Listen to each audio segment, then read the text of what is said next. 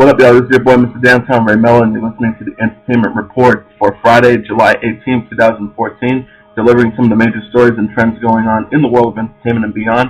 You can follow the show on Facebook and Twitter, facebook.com/The Entertainment Report with Ray Mello, that's RAYMELO, and on Twitter at The Enter Report. Orange is the New Black star Jason Biggs is in the center of attention for all the wrong reasons in the wake of the Malaysian Airlines' latest disaster. The Orange is the New Black star tweeted out a frequent flyer miles joke Thursday, just 65 minutes after the airline announced it had lost contact with flight MH17, a Boeing 777 carrying 295 people and 15 crew members. On Twitter, he wrote, "Anyone want to buy my Malaysian airline frequent flyer miles?" Instantly, it caused a social media outrage. Biggs followed that up with the tweet, "In all seriousness, though, how do you mistakenly shut down a commercial plane? Huh." Instead of apologizing his original joke, the 36-year-old actor seemed to double down and tweeted, It's sad as for the victims and their families, obviously, but Malaysian Airlines is apparently a great airline. Gonna be tough to recover." He also added another tweet, "Hey, all of you too soon assholes, it's a fucking joke. You don't have to think it's funny or even be on my Twitter page at all." And he also commented, "The idea that I wouldn't have any empathy for the victims or their families because I make a joke is absolutely ridiculous. You know that, right?" To make matters worse, he went on a rant saying on Twitter, "Truly, you losers are literally trying to find shit to get angry about. Channel your issues elsewhere." Bobby at Blight tweeted to at Jason Biggs, "I'll be sure to laugh when you suffer a family tragedy. Please do. I hope I can laugh during my family's tragedy too." And Jason Biggs responded, "That last guy is the kind of person I want following me. All you other pussies, please go back to being pussies. Thanks." After that, Biggs seemed content to retweet words of support for those of his 440,000 followers who thought his joke was appropriate. He also added, one person wrote down, at Jason Biggs, "Keep the funny coming. It is no way was an attack at the people killed in the tragedy. Laughter is life's that natural band-aid." Biggs, who has stirred the Twitter pod many times before with controversial jokes about every subject from Juan Pablo Gavrilis of The Bachelor to Paul Ryan's wife's bleaching habits, has not yet apologized for or retracted his comments. Netflix Orange is the New Black's executive distributor and Lionsgate, the show's production company, have both declined to comment on Biggs' tweets. The Malaysian airline flight, which was traveling from Amsterdam to Kuala Lumpur, was reportedly shot down over eastern Ukraine, which caused the lives of 295 people and the 15 crew member on board the fated flight. Aaliyah, who appeared on The Real Housewives of Atlanta with his wife, Fedria Parks, has been ordered to pay nearly $2 million in restitution after he was convicted of conspiring to commit mail, wired, and bank fraud. Nita must pay $1.95 million, with various amounts going to, among many others, J.P. Morgan Chase, to which Nita owes $828,000, the IRS, Delta Airlines, and the state of California, Connecticut, and Texas. The restitution is due and payable immediately, according to court papers obtained by the Wrap. The Real Housewives personality restitution hearing was scheduled for Thursday, but it has since been canceled. As the Wrap previously reported, Nita was sentenced to 8 years in federal prison on July 8th. He had faced up to a 30-year sentence. According to the United States Attorney Sally Quillen Yates, beginning in August 2009, Nita and others obtained stolen checks by taking them or buying them from other criminal associates. The stolen checks involved in the scheme included the United States Treasury checks as well as checks stolen from the pension funds of Delta Airlines. They also obtained funds by filing fraudulent tax returns with the Internal Revenue Service and making fraudulent claims against the U.S. Department of Housing and Urban Development in at least 11 states, all in the names of victims whose identities have been stolen. Tyler Perry has been sued by a Georgia-based entertainment company for allegedly working unfairly with government officials while trying to transform a former military base into a movie studio. The entertainment mogul has been accused of attempting to, quote, thwart the business opportunity of Ubiquitous Entertainment Studio in a federal lawsuit which also names the U.S. Department of Defense as a defendant, filed earlier this week. One of the causes of actions listed against those plaintiffs is, quote, intentional and negligent misrepresentation and fraud. The complaint says a ubiquitous entertainment studio rep met with a government official in 2011 and first proposed the idea of transforming Fort McPherson into a studio and entertainment complex, but then Perry stepped in and persuaded them to agree to his deal to provide similar studio soundstage, animation, school, and education complexities in the same 80-acre space. It implies the McPherson implementing local redevelopment authority, in fact, took UES's proposal, which was priority information, to Perry and provided him with site plans, construction plans, drawings, and business plans owned by UES. The lawsuit argues the defendant violated the due process and equal protection clauses of the U.S. Constitution, and UES is seeking compensatory damages for a jury. Tyler Perry Studios has declined the rap's request for a comment, while Perry's personal representatives have not yet responded. Showtime's Homeland will return for its fourth season on Sunday, October 5th, but the show's producers announced Friday and made a promise that Dana Brody's character will not be back. The death of Nicholas Brody last season will apparently mean the end to an unpopular storyline involving his teenage daughter. Executive producer Alex Gansa announced the date and Dana's absence at a Television Critics Association panel. Gansa said, "I can say unequivocally that Dana Brody will not be back." He also said the rest of Brody's family will probably not be back either. Scenes for the upcoming season shown to critics suggest the show will focus almost entirely on CIA agent Carrie Matheson, played by Claire Danes, as she takes an overseas post in Pakistan. She has left her new child in the United States to focus on her dangerous new job. Last season ended with Saul, played by Mandy Patinkin, out of action, but he's back in the mix in season 4, working for an independent contractor. He tells Carrie in one clip, "Happy hunting." The new season is shooting in South Africa, which is a stand-in for Pakistan. Gansa said the show considered setting the series in Israel this season, but given the violence there now, he says he was very happy that we didn't. Talk show host and executive producer Wendy Williams made it known on Friday that Lifetime's Aaliyah biopic is back on and has found a new actress for the lead role. According to Williams' Twitter, Alexandra Shipp will now play Aaliyah, replacing Zendaya Coleman, who gave up the role in late June. A Lifetime spokesperson told The Wrap that Williams' announcement is true. Shipp is best known for her role as K.T. Rush on the Nickelodeon show House of Anubias, and she also appeared on Alvin and Chipmunks, the sequel, Switch at Birth and Victorious. The proposed television movie about the singer, who died in a plane crash in 2001 at the age of 22, has been mirrored with controversy, with Aaliyah fans and her family expressing disapproval of the project. There was even a fan petition seeking to shut the production down.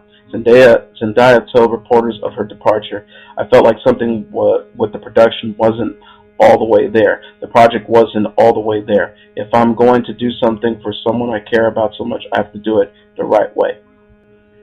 According to Lifetime's announcements, Zendaya had planned to re-record at least 4 of Aaliyah's songs, but according to E! Zendaya left the project amid production issues, including problems obtaining the rights to Aaliyah's music. When the Wrap spoke to Jomo Hankerson, Aaliyah's cousin and president of her label, Blackground Records, he said that the family was ready to withhold whatever rights it holds regarding Aaliyah from the production. Hankard said, "Because we control the masters to Aaliyah's recordings, the rights and some images of the musical elements that we put together, like the videos and the photo shoots and things that we did, what we can do is just withhold those elements from the production, which we will do. That would make it difficult for the production, but not impossible to gain its usage rights to Aaliyah's songs. Blackground Records owns the recordings of Aaliyah's voice, but not the publishing rights.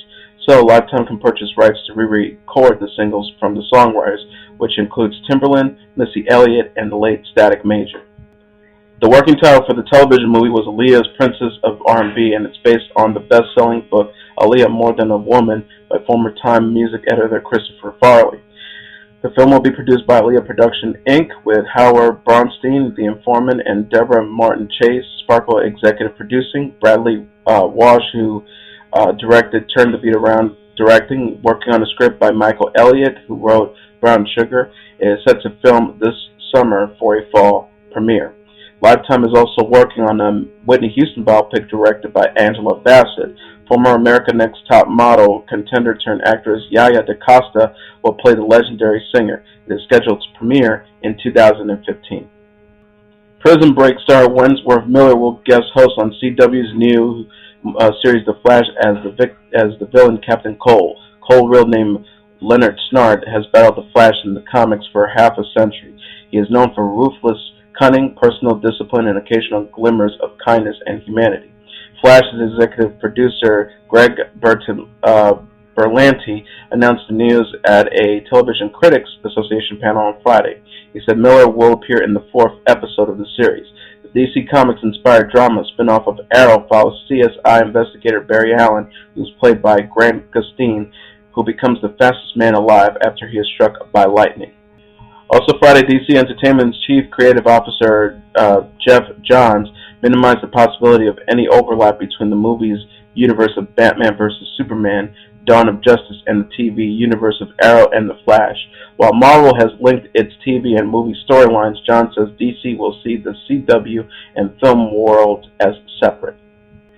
Legendary American Top 40 radio host Casey Kasem has been dead for more than a month, and yet he has not been buried, and now TMZ has learned his body has been missing. Figures now point in the direction of Casey's widow, Jean. Family sources say Jean took the body from a funeral home the day before a judge ordered her to keep it there so an autopsy could be performed. The autopsy is crucial to an ongoing criminal investigation targeting Jean.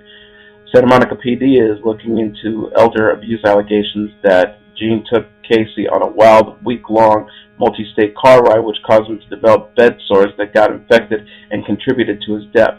Jean and Casey's wife, from a previous marriage, have been at war for years. As for where the body is, no one but Jean seems to know, and no one can find her either. It's interesting, Jean listed Jerusalem as her address on Casey's death certificate. Casey's daughter, Carrie, believes Jean is out of the country. TMZ tried to reach out for Jean's people. So far, no comment.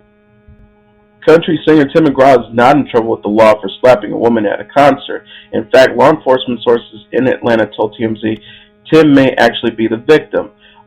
Sources at Atlanta PD told TMZ they've seen the video of Tim bitch-slapping a woman who grabbed onto him at Sunday's concert. TMZ has two views of the incident. In one, it looks like she might be grabbing for his crotch, but in another, it looks like she's trying to rip his jeans. The sources say the woman has not complained to police, and until she does, no action will be taken. But they added it seems to them the woman is the aggressor, and Tim slaps is a common reaction. Nonetheless, cops tells us if she complains, they'll investigate.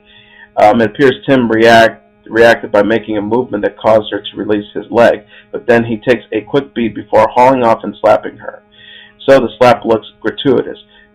McGraw is no stranger to grabbing fans. Back in 2007, a woman tried to grab his junk, and his wife, Faith Hill, was quick to give her a stern talk to. Rapper Lil Wayne and singer Christina Milian are not dating despite the hot hands at the ESPY Awards. It's all part of Wayne's clever ploy to make money. Milian recently signed with Young Money Entertainment, and Wayne is planning on rolling out her music big time. Our TMZ sources say Wayne had the idea to take Christina to the ESPYs to drum up press, and that's the beginning and the end of the story. Now, the backstory on why they're dating would be superb creepy. While Christina Milian has a daughter with The Dream, Lil Wayne has a son with R&B singer Nivea. Nivea has a daughter and twin sons with The Dream. So Christina Milian's daughter and Lil Wayne's son have three half-siblings in common. Today is Nelson Mandela Day, and one actor is very upset. Academy Award-winning nominee Leonardo DiCaprio says he's been the victim of a heist involving the likes of Nelson Mandela, and he's out for blood. Leonardo took a picture with Mandela when the actor was shooting Blood Diamond in South Africa.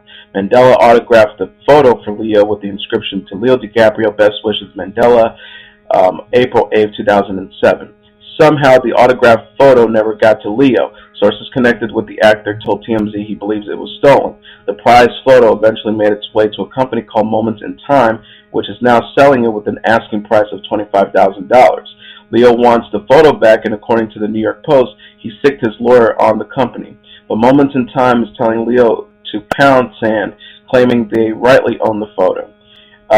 There's one thing in the law called bona fide purchase, meaning if someone buys property not knowing it was ill-gotten, they're generally the rightful owner nonetheless.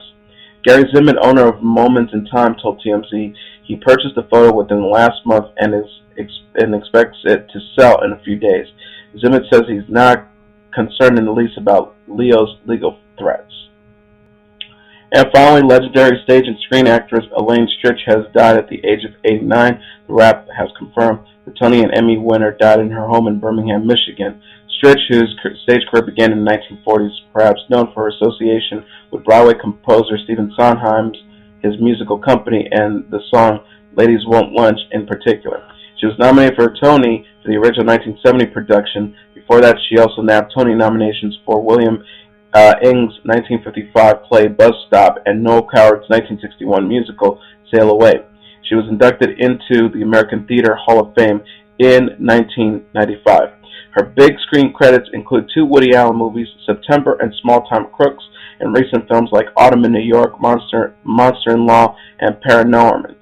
Starting in 2007, she achieved another level of household name fame when she memorably played Colleen, the pushy, outspoken mother of Alec Baldwin's Jack Donaghy on NBC series 30 Rock. She was nominated for 5 Emmy Awards for her performance and won 1. She won another Emmy for Outstanding Individual Performance in a Variety or Musical Program for her one-woman show, Elaine Stritch at Liberty. That one-woman show also netted her a long-awaited Tony Award for Best Special Theatrical Event as well as a Drama Desk Award.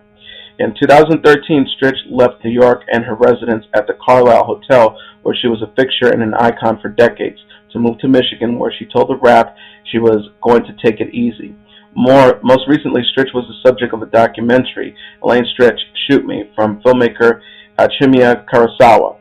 Stritch told The Wrap last spring, after the film premiered at the Tribeca Film Festival, "It's a pain in the ass show business, and the only time that I really enjoy it is when I'm in front of an audience and they're reacting to me. That is magic, but getting there is so difficult." She also added, "But I get sick of saying how hard everything is. It's hard to get up in the morning. Everything's hard. Everything takes effort." Elaine Stritch was 89 years old. And that is your entertainment report for Friday, July 18, 2014.